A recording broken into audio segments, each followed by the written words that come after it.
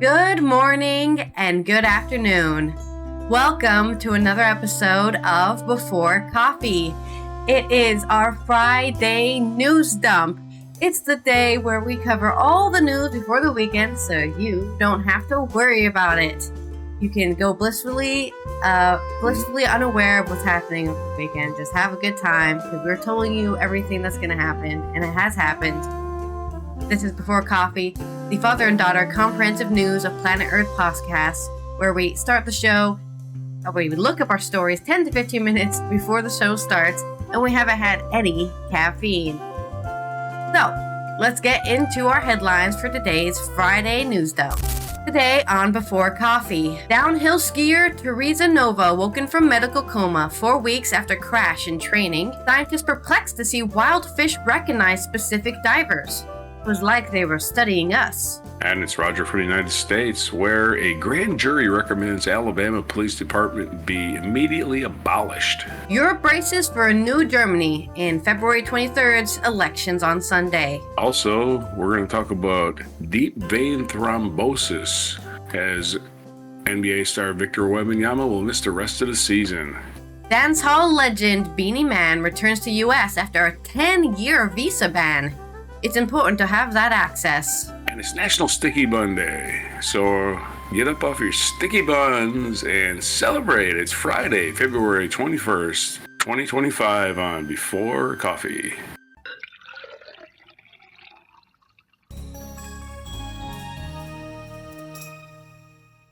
Yeah, I love myself a good sticky bun day. So before we get into my story, let's go ahead and roll the wheel of segues. All right.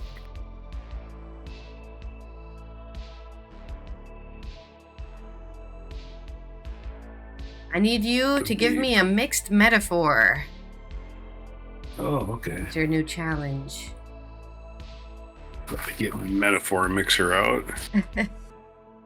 This is a story from that has been updated today, but the thing is, I've had this story since Tuesday, and I wanted to cover it because it's some good news. Tereza Nova has woken up from a medical coma. This is on AP News, coming out of Garmisch-Partenkirchen, Germany. Downhill skier Tereza Nova has been woken from a medical coma nearly 4 weeks after crashing in training for a World Cup race, the International Ski and Snowboard Federation said yesterday on the 20th of February. After a severe brain injury, she was gradually awakened from an artificial sleep. Will be transported from the trauma clinic in Germany back to the Czech Republic today, the FIS said in an update from the Czech team. The 27-year-old Nova crashed on the 24th of January at Garmisch-Partenkirchen, Germany, in a training run for a downhill race the next day. It was the latest serious head injury in a season when one of the top men's downhill racers, Cyprian Sarrazin, underwent surgery after crashing at Bormio, Italy. An Italian prospect, Matilde Lorenzi, died from injuries suffered in training. Man, that sucks. Dying in training. You didn't even die in the race. You're just training for the race. Nova had the surgery to reduce brain swelling and also had a fracture in an eye socket. Oh, that must have hurt. A fracture in an eye socket. Those bones are definitely not supposed to be breaking. Ouch. After the brain swelling subsided and the bleeding visibly subsided, the patient was stable enough for us to slowly wake her up after consulting with our neurosurgery colleagues. Marcus Gruber, who helped treat Nova at the clinic near Garmisch-Partenkirchen, said. Her rehabilitation will now be overseen by doctors in the Czech Republic. Nova started 13 World Cup races in her career without a top 30 placing. She competed in 4 events at the 2022 Beijing Olympics, with best result at 14th in the Alpine combined. But it's good news that she's back, and of course, if anyone doesn't understand why they put her under coma, your body really doesn't like being in extreme pain and will send you into shock and kill you. We're like, oh, you must be dying. Time to go die now. I mean, that's kind of what shock is. Shock is just that peaceful feeling before death. And it's really bad, and you don't want to go into it. That's why they had to put her in a coma so her body could calm the hell down while they repaired her eye socket and reduce her brain swelling, because brain swelling can be really bad. You don't want pressure on your brain. So hopefully Tereza Nova can get better in the Czech Republic, and her family's feeling better, I'm sure, for her being out of the danger zone, I assume. In some more positive news, or I guess animal wacky news, scientists were perplexed to see wild fish recognize divers. That's right. Fish may have the memories of, well, goldfish, but they do recognize you. This is from Vishwam Sankaran on The Independent. Scientists at the Mediterranean Research Station have found that some wild fish can tell apart humans, recognizing and targeting specific divers who have fed them before. The study, published in the journal Biology Letters on Tuesday, which was the 18th, I think, of February. That's math, right? Yeah, the 18th of February, found that some wild fish can use visual cues to identify specific humans even when their faces are covered by diving gear. Previous lab studies had shown captive fish like archerfish can recognize human faces in controlled settings. However, there's little evidence that wild fish could do the same, say researchers from Germany's Max Planck Institute of Animal Behavior, or MPI-AB. To test this, scientists conducted a series of experiments at a research site 8 meters underwater in the Mediterranean Sea, where wild fish have become habituated to divers. Yeah, habituated, that's the word. I was like, I've never seen that word used like that. Habituated. In the first phase of the experiments, study co-author Katinka Soler attempted to attract the attention of local fish by wearing a bright red vest, and fed fish while swimming at the length of 50 meters. Gradually, she removed the vest and wore plain dive gear, kept the food hidden, and fed fish only after they followed her for a full 50 meters. The fish, according to scientists, were willing volunteers in the study who came and went as they pleased. 2 species of sea brimfish, particularly willing to engage, they said. After 12 days of training, 20 fish follow Miss Solier, who could recognize several of the fish from their physical traits. I wonder if they're also just like one fish can recognize her, then the other fish say, hey, Bernie's following that lady again. What is he doing? Is that the lady who feeds us? So they're just they recognize Bernie more than I'm just wondering if they put this in the study, right? The idea that maybe the other fish are recognizing other fish following her, and that's why they decide to follow her. That's definitely a thing that I think has been observed in wild fish, right? Oh, those fish are over there. There must be some food. There must be something happening. Oh, those fish are here. We're safe because those are protective fish. Those will protect us, you know? That kind of stuff does exist in the ocean, so. There was Bernie with 2 shining silver scales on the back, and Alfie, who had a nip out of the tail fin, she said. In the next experiment phase, researchers tested if the same fish could tell Solar apart from another diver, study senior author Maylene Tomasek. Dr. Tomasek's diving gear differed notably in some colorful parts of the wetsuit fins, researchers said. This time the divers started out the same point and then swam in different directions, but Dr. Tomasek never fed the fish that followed him. Scientists were surprised to find that while the fish followed both divers equally on the first day, the number of fish following Miss Solier increased significantly from day 2.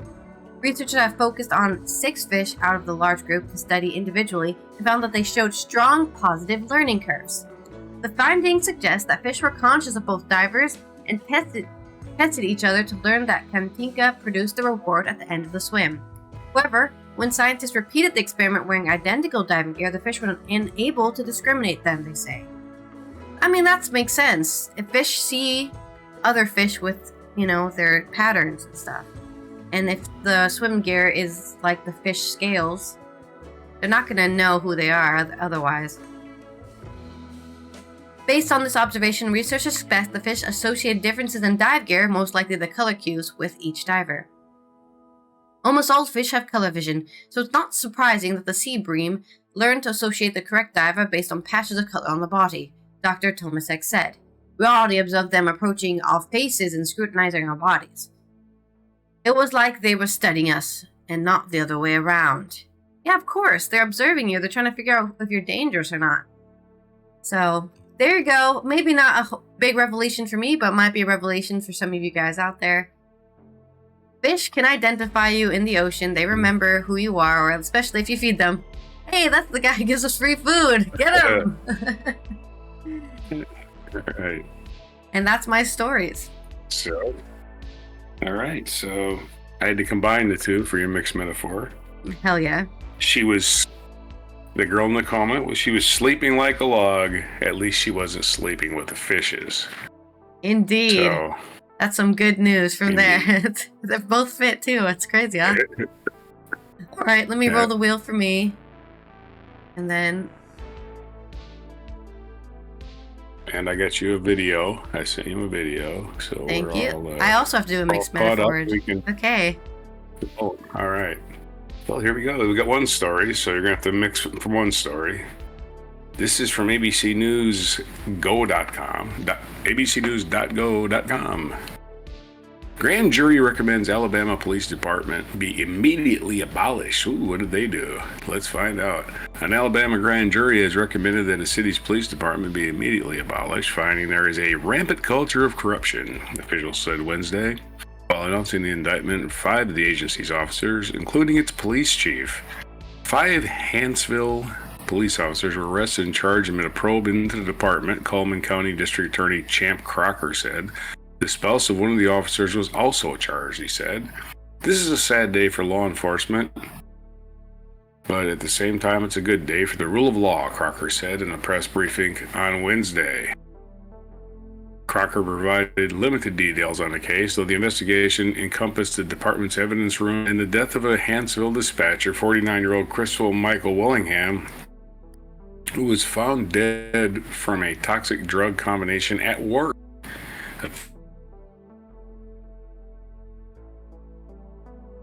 Oh, did we disconnect? I think we disconnected. It has been a while since it's happened. Officials. I think you're disconnecting. Dead. Oh, he's disconnecting.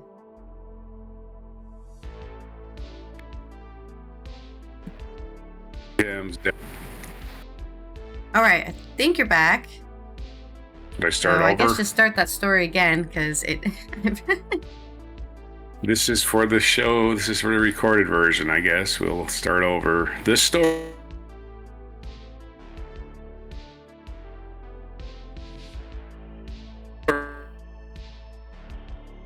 I don't think it wants you to cover the story, because you're disconnecting again.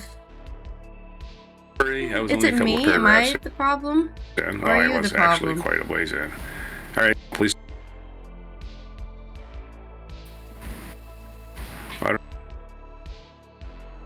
Maybe try disconnecting and reconnecting.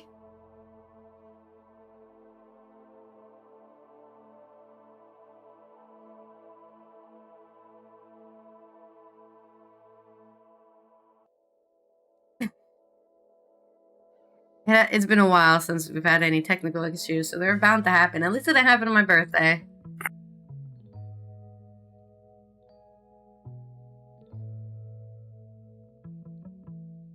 Let me watch the live feed. I don't have it up.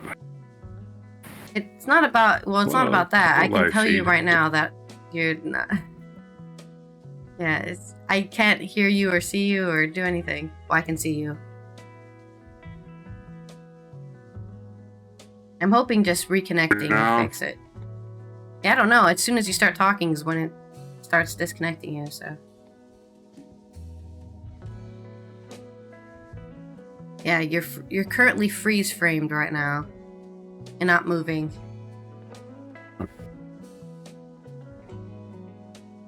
I don't know what the hell to do about that. Me either.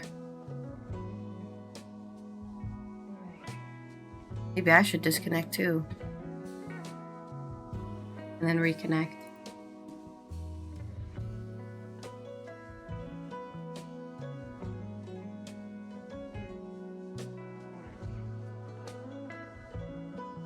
Sounds there, right? I mean, I can hear you. But now I can't.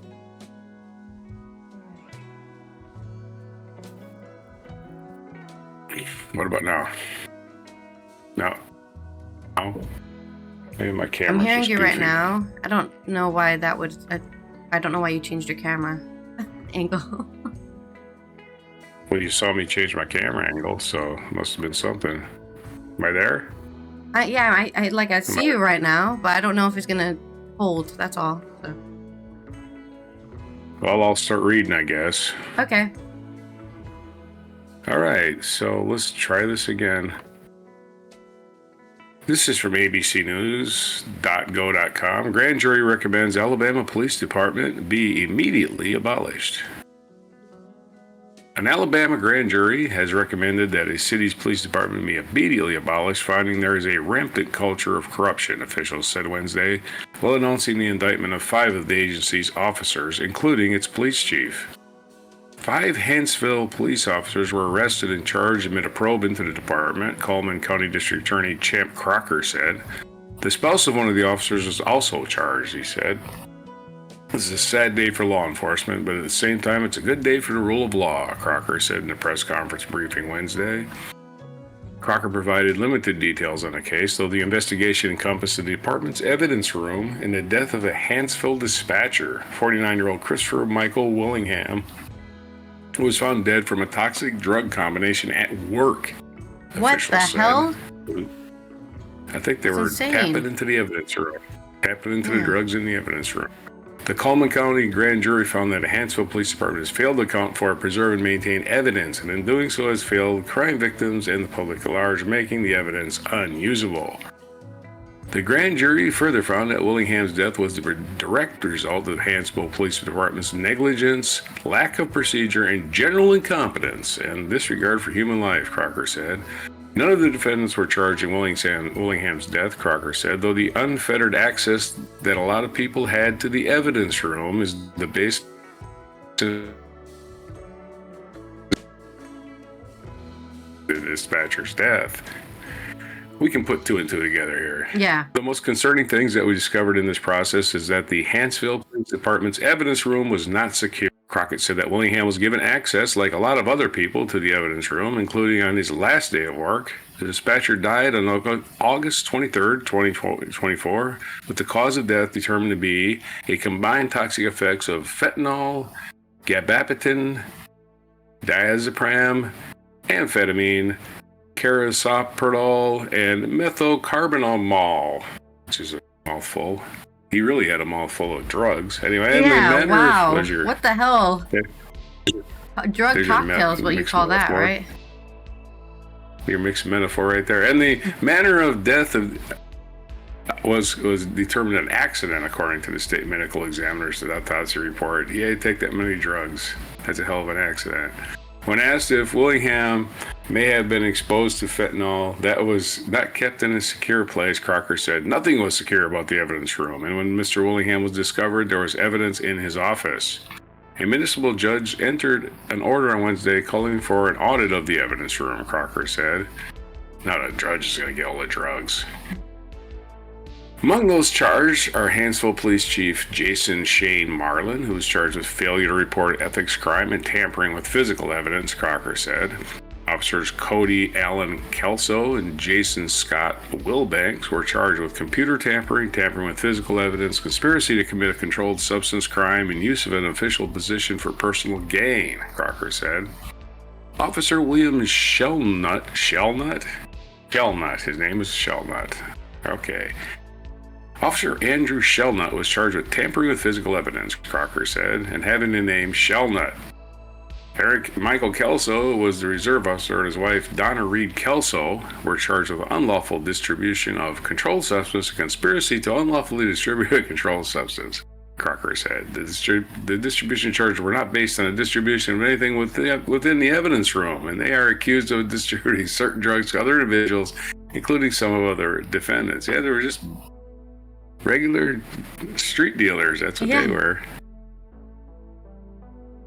And they have a picture of the only female arrested is the only mugshot we have. That's kind of funny. Anyway, let's go down to the end. All charges are felonies except for the tampering with physical evidence, which is a misdemeanor, Crocker said. The charge alleges that the defendants mishandled or removed evidence from the evidence room. The employment status of the officers charged was not immediately clear. The defendants surrendered on Wednesday and had since made bond, Coleman County Sheriff Matt Gentry said. Another attorney information was not immediately available. There's nothing more important to us than law enforcement than good, honest law enforcement. When we have those that do wrong, it hurts us all, Gentry said during Wednesday's press briefing. Nearly a dozen points raised by the grand jury. It found that the department is a particular and ongoing threat to public safety and has a rampant culture of corruption and has recently operated as more of a criminal enterprise than a law enforcement agency. Crocker said the grand jury recommended that the Hanceville Police Department be immediately abolished and that another law enforcement agency be tasked with protecting the citizens of Hanceville, which has a population of around 3,000. Gentry said the sheriff's office has not received a formal request to take over the Hanceville area in Coleman County, but we are making preparations. We will do whatever is necessary to protect our citizens in Hanceville, he said. Hanceville Mayor Jim Sawyer said he and the City Council are fully cooperating with the investigation. The City Council will carefully consider all recommendations and act swiftly and decisively to address the problems within the police department, he said in a statement on Wednesday. Our citizens, industries, and businesses deserve a resolution, and we will pursue implementation of the necessary corrective actions openly and aggressively. We deeply regret the negative impact this situation has had on our community and the hardworking employees of our city. Fortunate that the actions of a few have tarnished our city's good name. There's your story on Alabama City being run by a drug gang and wow. the police force. They really let the drugs out of the bag there. It's like a cop in an evidence room. Wow. Like 3 mixed metaphors, yes. Right? I mean, there's a lot of stuff in there, metaphor, let me tell you. Mm-hmm. Okay, let's roll for your segue.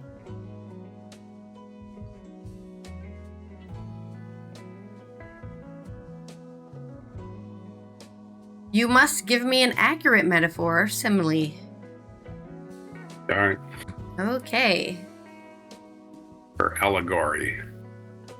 Let's talk about Europe, specifically Germany, a country that's about to have its election this Sunday on the 23rd of February, and that might be the win or loss for the rest of Europe, including Ukraine.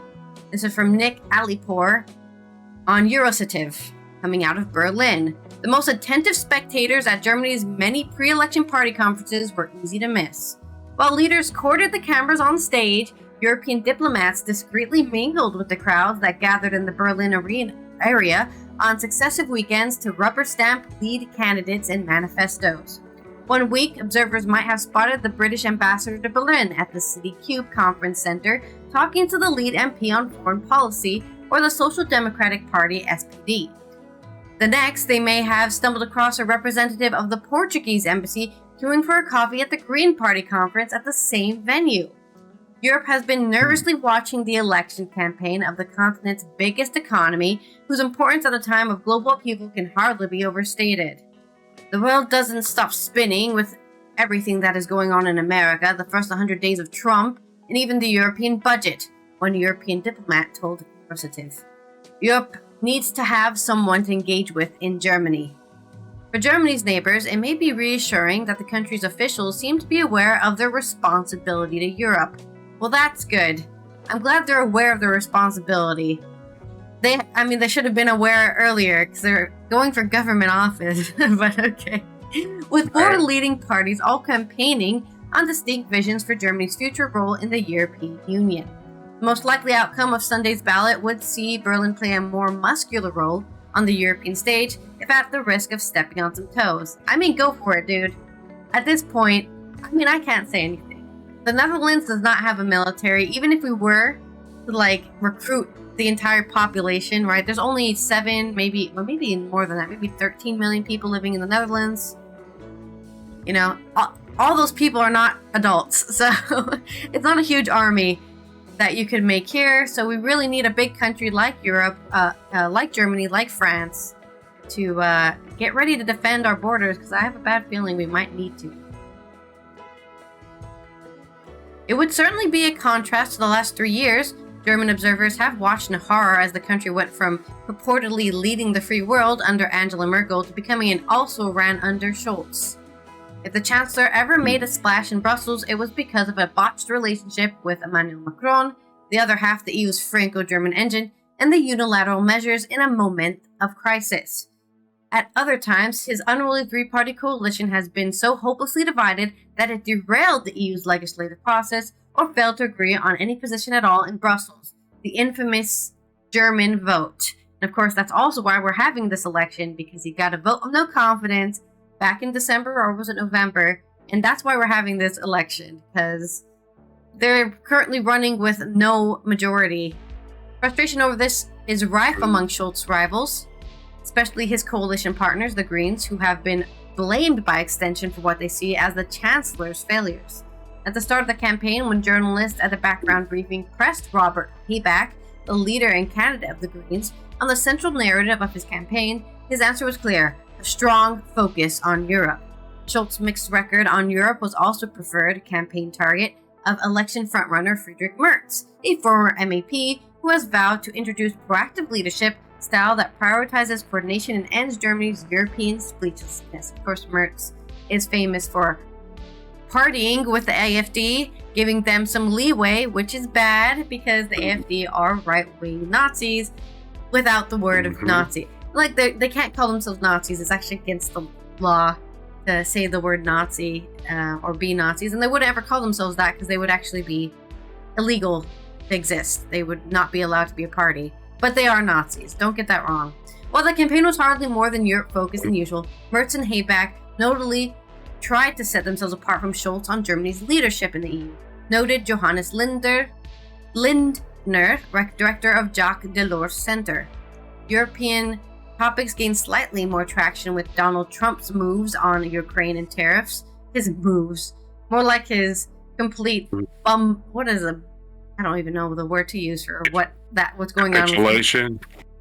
Just bumbling tactics. I don't know what's going on with that. That's just why we even. Let's stop talking about it. A swelling debate over regular migration and national border controls, he said. This has yielded 4 distinct scenarios for Germany's future role in Europe. On one side of the spectrum, Habeck has advocated for a federalist leadership that would make Germany's vast resources available to Europe, including openness to new common debt and funding. On the other side, Alice Weidel, the leading candidate of the far-right Alternative for Germany party, the second most popular party, has promised to take Germany out of the EU and the Euro, because every man for themselves, get fucked. We'll be standing here by ourselves and totally win.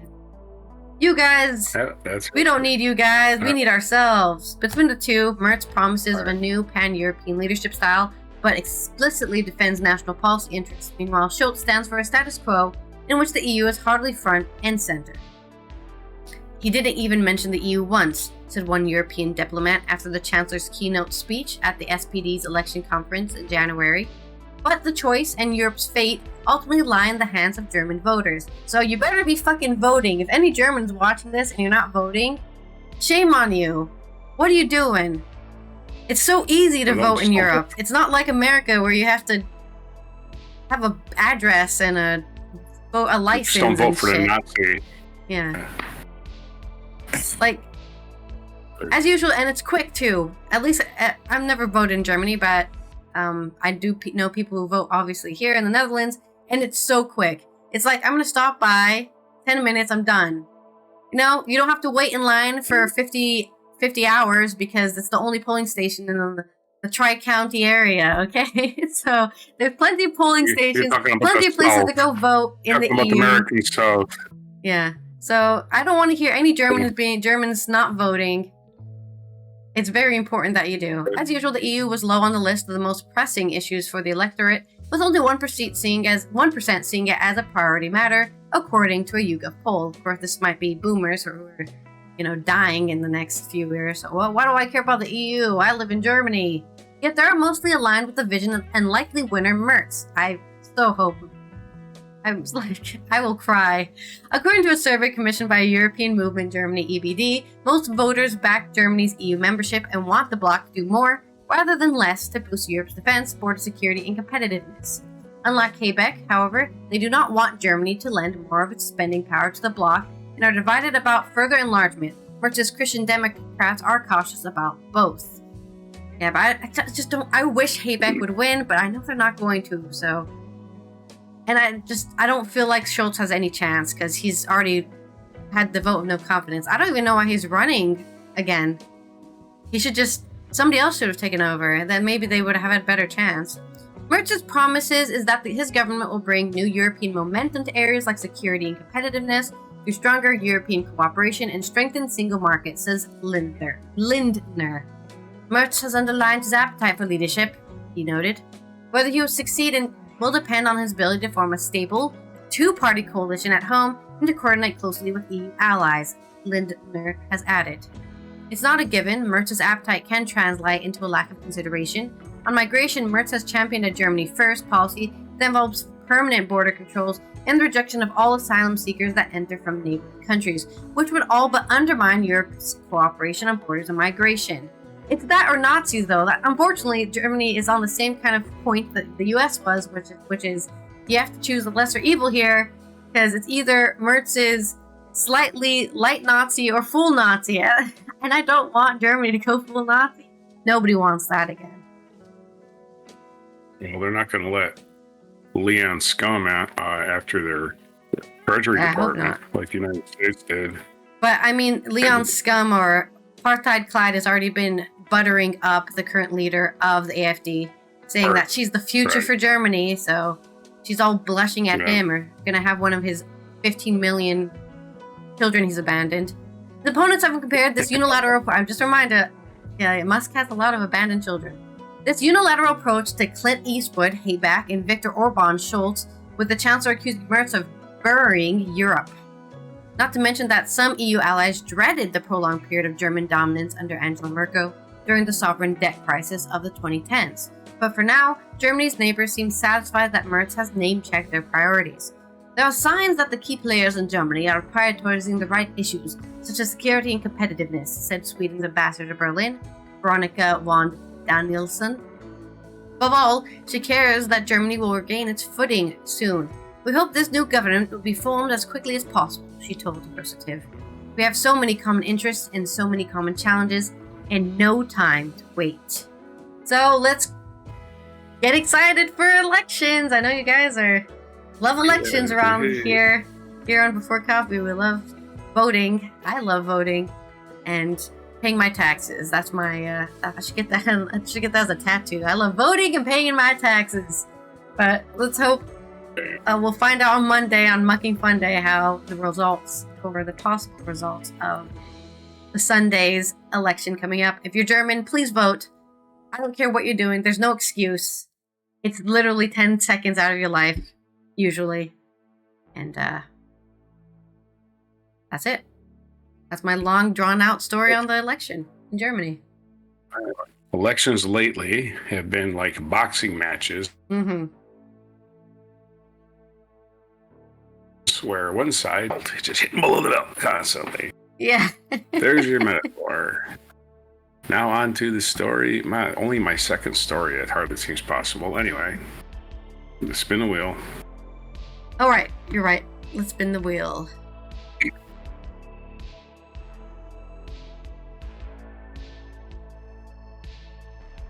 All right, I hope I have a personal story for this story. Hopefully, it's about a 7'3" basketball player. Gonna be a tough one. So, yeah, maybe, I don't know. AP News, Tim Reynolds, just whip through this story. Victor Wembanyama's season is over. What's next for the Spurs star? Victor Wembanyama is one of the faces of the NBA. The star of the San Antonio Spurs and already one of the biggest names in basketball. Literally one of the biggest people in basketball, too. And his season is over after the Spurs announced Thursday that he has been diagnosed with deep vein thrombosis in his right shoulder. Oh. Ooh. Let's learn about that. Yeah, let's learn about that. But the 7'3" center from France was averaging 24 points, 11 rebounds, 3.8 blocks, 3.7 assists this season. His block shots became an official statistic. Only Kareem Abdul-Jabbar, who nearly half a century ago finished the season with those numbers or better.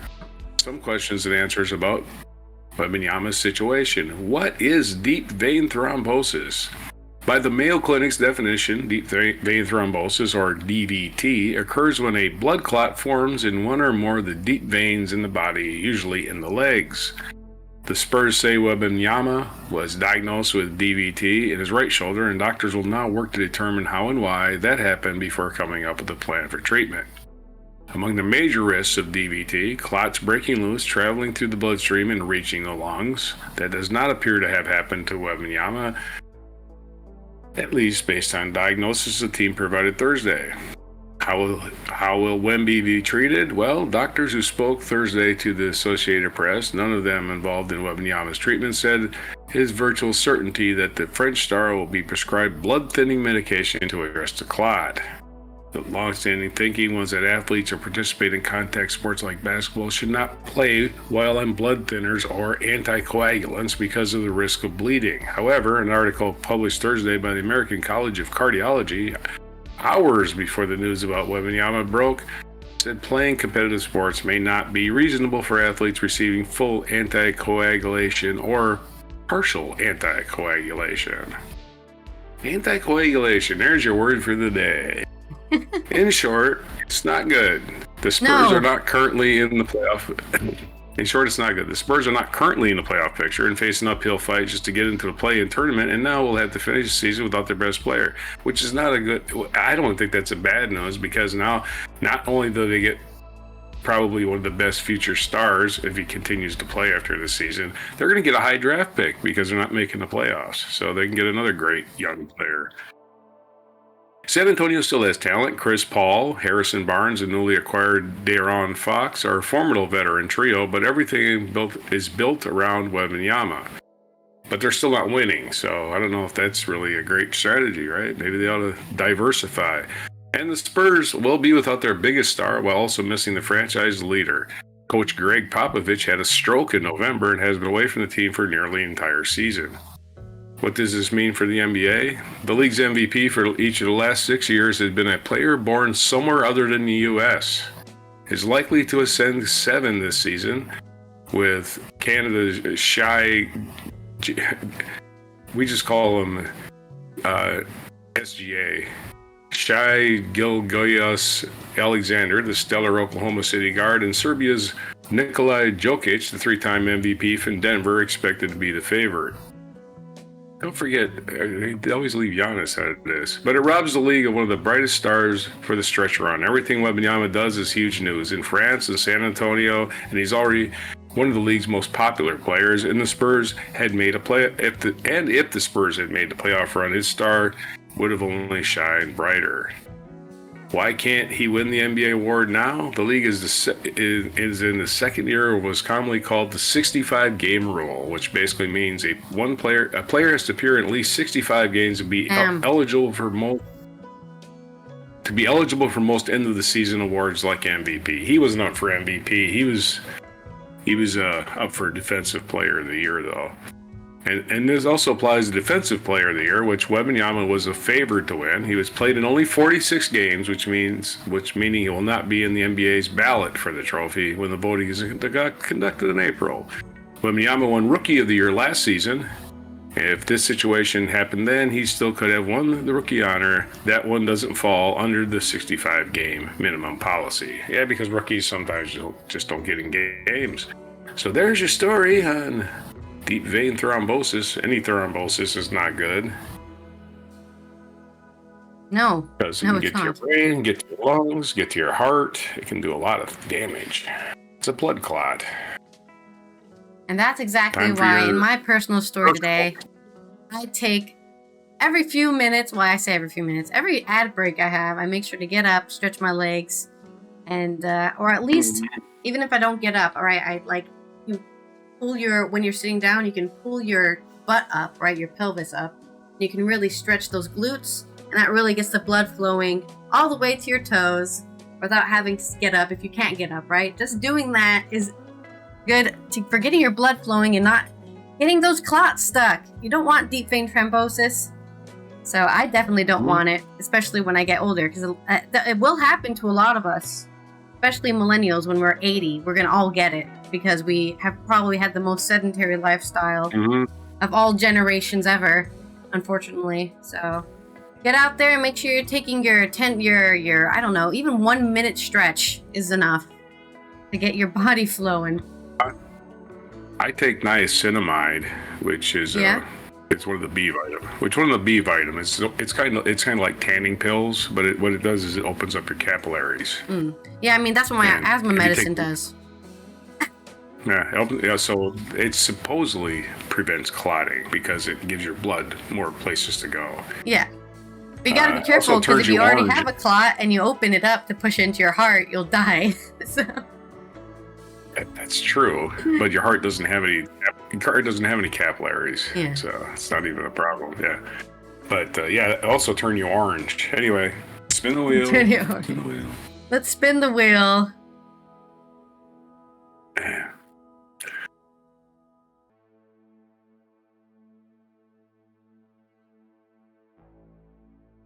All right, we need a non sequitur from you. That's easy.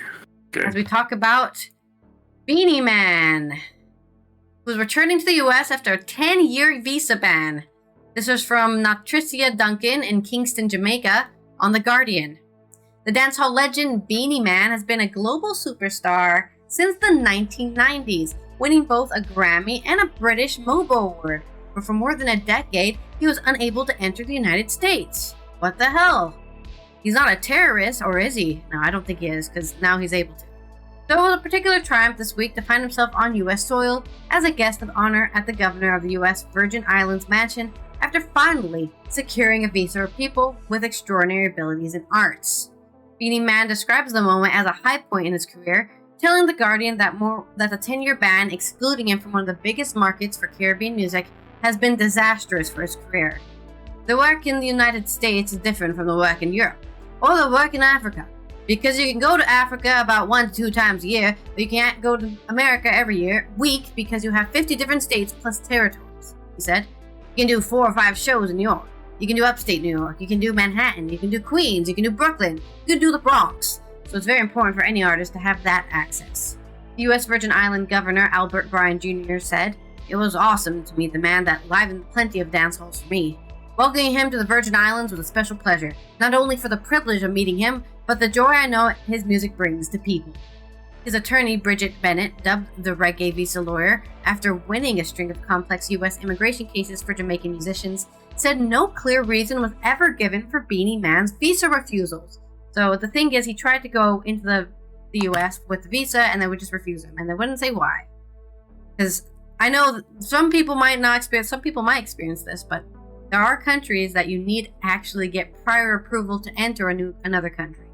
So you need to tell somebody you're coming and that why you're coming, and then they say, okay, you can come in. A big part of my challenge was dissecting the situation and understanding why they were denying my client. There's a concept in immigration called inadmissibility that is written into the Immigration and National Act. So they will check off a little piece of paper saying you're inadmissible under this section of law, and sometimes they will not give you specifics, but just point to a general area of law and say, you did that. The US-based attorney who originally got into immigration law when her then-husband, a Jamaican entertainer, was facing deportation, said her arguments had focused on touring artists' economic value. I usually make arguments on the economic benefits of having live performances, and I have lots of research showing that performers bring in jobs and billions of dollars.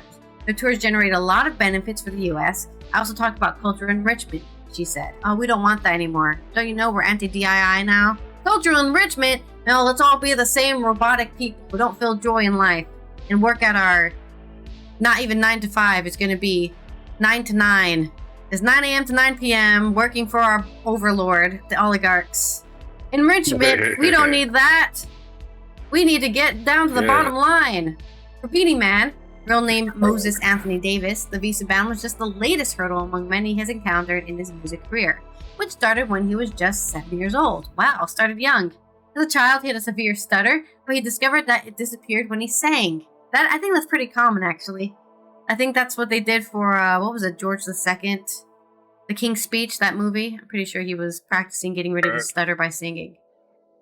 I never got into music. Music was born inside of me because when I was a kid, I used to stutter, and my music allowed me to be able to have this conversation with you now. Maybe that's why I like singing, because I do have a stutter sometimes and I get stuck in my mouth. So if I just sing what I want to say, I don't have to worry. Man, I've just had a personal revelation on the show. Look at that. Thanks, Beanie Man. I used to sing the reading book. I used to sing the shopping list on my way to the shop. Then I started to put two and two together and make some songs. So this music really gave me a voice so I can speak to it.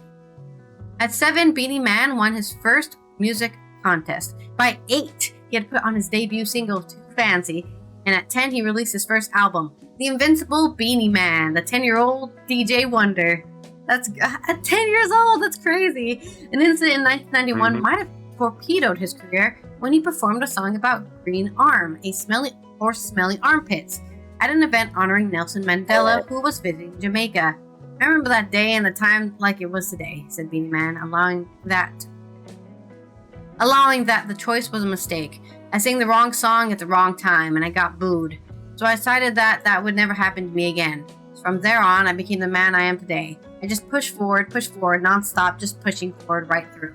Beanie Man, who has a Jamaican Order of Distinction for his contributions to music, said the return to performance in the US was a chance to be cultural ambassador for Jamaica. A country whose music is central to his identity. That's why. He said, without our culture, you have no country. Can you imagine we stopped talking about the Maroons who freed themselves from slavery? Can you imagine if we erase our iconic musicians and poets like the poet and activist Miss Lou, Bob Marley, and Desmond Dekker? All of these great people who make the music what it is today. Can you imagine we stop speaking about them and focus only on those promoting violence and ignorance? We have to realize that we set the culture, and we preserve the culture. What we don't want to do is freak out the culture and make the youth become vultures. Proper music and proper performance, that means dealing with people in the right way. So if you have to take 100 pictures, you stand up and take 100 pictures. You can't be too tired to take 100 pictures when you have 10,000 people that pay to come to your show, he added. Was somebody complaining about having meet and greets? That was kind of random. I guess there must have been somebody saying, I hate taking meet and greet photos. Shut the fuck up, dude. What are you complaining about? You're the voice of the people. So, another voice of Jamaica has returned to the U.S. after mysterious, what is it called? You've been exiled, mysterious exile. Says no one will probably ever find out why they were denying his visa applications for 10 years. But thankfully, somebody from the Virgin Islands, a politician from the Virgin Islands, has given him the path to get back in there. Maybe you can go see him if you listen to dancehall music. That's my story. Okay. Yeah, I don't know. I don't have money, but yeah.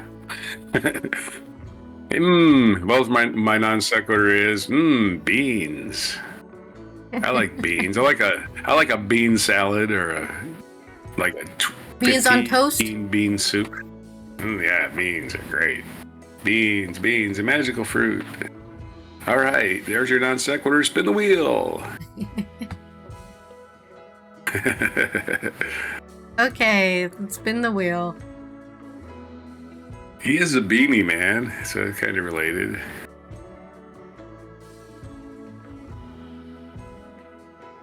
All right, I have to do an accurate metaphor or simile. Your story. At least you didn't get any limericks. No limericks for you today. Nope. All right, 1836 in this day in history, right, going back too far, the French opera and ballet composer Leo Delibes, I think that's how it's spelled or pronounced, Dalibes, who was the first to write music for high quality for the ballet. Define high quality. Anyway, he was the first to write music of high quality for the ballet. Was born in Saint-Germain-du-Val.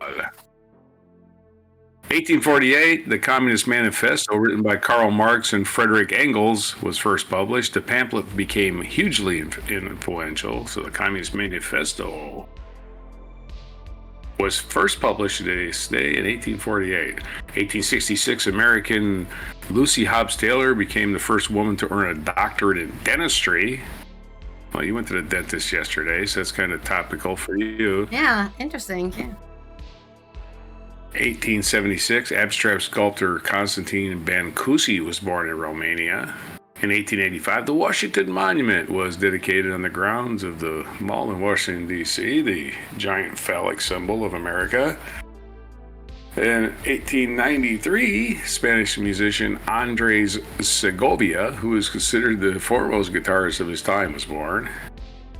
Right on. 1903, author Anais Nin, I'll probably pronounce both of those names wrong, whose literary reputation rests on the 8 published volumes of her personal diaries, was born in France. 1907. We're not going too fast through history here. A lot of things happen today. It is, of course, Sticky Bun Day, so everyone loves it. Everyone makes their decisions, their important decisions on Sticky Bun Day. They decided to be born. W.H. Auden, one of the foremost English language poets of his era, was born. His birthday today, 1907. 1916, the Battle of Verdun, one of the most devastating engagements of World War I, began. Probably all trench warfare, right? Because that's all World War I was.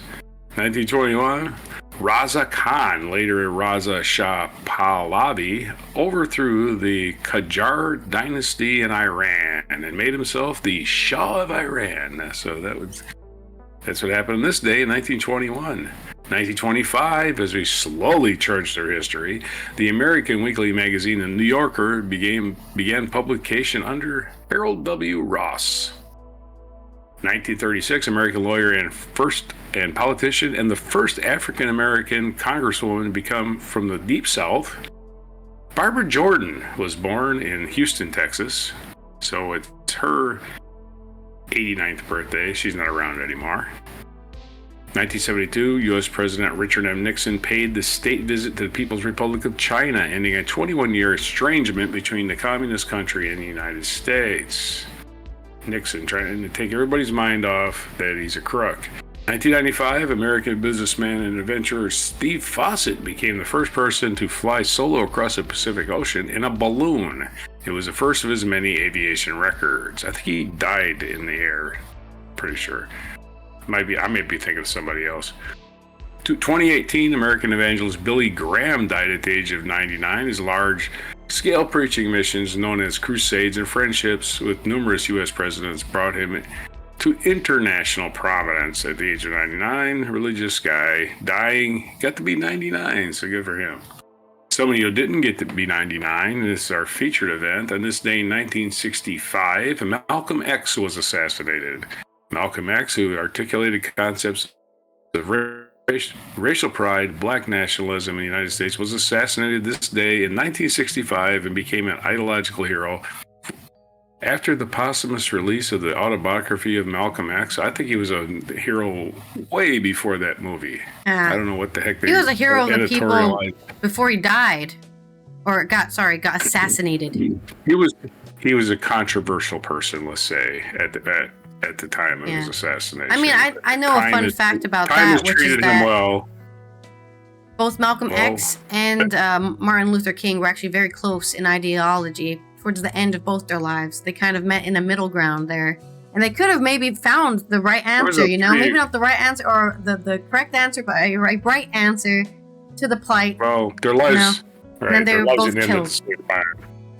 Neither one of them was ever going to get very popular in the United States because of our racial bigotry. So it's not really. I mean, that's why they were killed, because of racial bigotry. They weren't really die that close together. It was 3 years apart. But Malcolm X is very controversial, and he was killed by his own religion. Basically, it's just other people in the same Black Muslim movement. But the police looked the other way. Well, it happened. All right. Our featured biography is Robert Mugabe, president of Zimbabwe, who was born February 21st in 1924. So it's 101 today. He was born in Kotama, Zimbabwe, which was called Rhodesia back then. He died September 6, 2019 in Singapore at the age of 95. So happy birthday to Robert Mugabe. Other birthdays today: John Rawls, American philosopher. Harald V, King of Norway. We did Robert Mugabe. John Rawls, born in 1921. Harald V, born in 1937. Kelsey Grammer, the guy that played Fraser Crane, born in 1955. David Foster Wallace, American author, born in 1962. And what days is it? What days we got? It's National Grain-Free Day. Good luck with that. I don't know how to get away with that. Grain-free? What for? Why? It's National Sticky Bun Day. Good luck trying to get grain-free while you're eating sticky buns.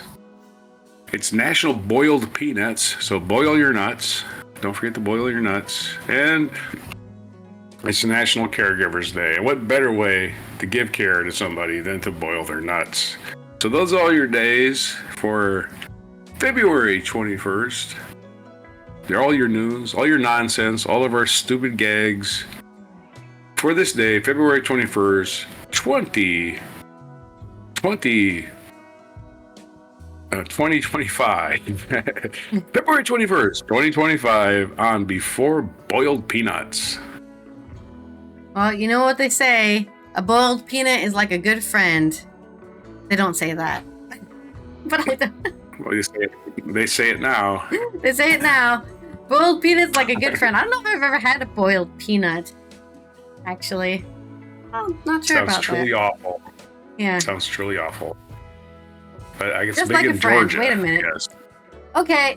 It's also International UN Observance of Mother Language Day. So celebrate the language you grew up learning in the womb, basically. As soon as you came out, you're like, this is the language they're going to talk to. These are languages are essential to education and sustainable development, serving as the primary means through which knowledge is transferred and cultures are preserved. With approximately 8,324 languages in the world, many are at risk of disappearing due to globalization and societal change. Yeah, thanks, America. Everyone speaks English. Like, I don't know my mother language. Which is whatever Spanish my mom speaks, because it's not Spanish. I like to say she speaks New Mexican, because it's its own language, okay? It's some sort of amalgamation between Spanish, whatever the native language they spoke. Spanglish. English. It's called Spanglish. Yeah, Spanglish, man. You gotta get these terms right. Either way, I never learned it because I was an idiot kid and said, I'm live in America, we speak English. I can't believe my parents. I blame this on you as well. Let me say that. Whatever, man. Stop unloading your burden. To celebrate your mother language today, make sure that you spread awareness of it and maybe help other people learn it. If you know it, you can help people learn it. Maybe not the perfect teacher, but even a couple of phrases can keep a language alive. Like Latin, which is considered a dead language. By the way, this has been Allison here from the Netherlands. Roger, of course, from the West Coast of the United States, as we tie off another week of Before Coffee and another Friday. Have a good weekend. Make sure that you have a good one. Keep that sunscreen on and drink some water. We will see you on Mucking Fun Day to review all the crazy thing that's going to go on this weekend, especially the German election. I'm shaking in my boots. And make sure you're subscribed. Turn that notification on so you know when our live video goes live or we post a video. Comment down below what you think about what you think about sticky buns. I'm obsessed with this sticky bun situation. And here is our mic drop moment.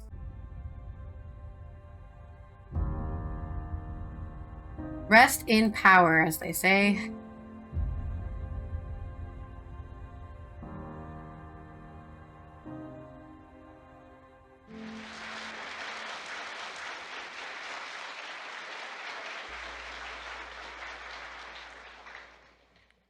I wish they would colorize this footage. Why? Because the act of putting in black and white makes people think that it's a long time ago. When it really isn't. It was filmed in black and white. It was 1962. Yeah, but you can colorize black and white. It's possible. Why?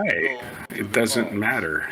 I just explained to you why it matters. People think this happened in 1800s. People are stupid. That's their problem. That's their problem. I don't want to dumb things down for people.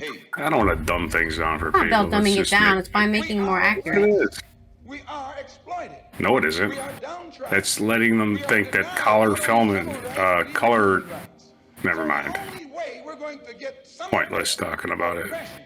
I like black and white way better than color. It gets more detail. Who taught you to hate the texture of your hair? Who taught you to hate the color of your skin to such an extent that you bleach to get like the white man?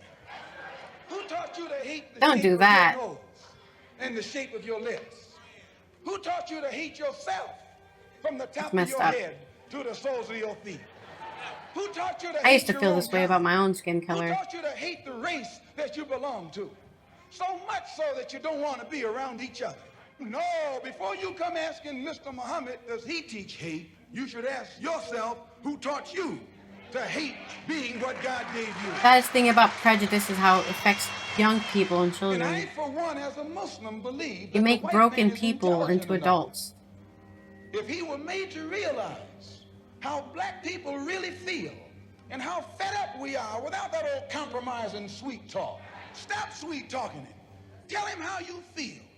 Tell him what kind of hell you've been catching, and let him know that if he's not ready to clean his house he's messed up. If he's not ready to clean his house up, he shouldn't have a house. It should catch on fire. Ooh, that's why everybody was afraid of him.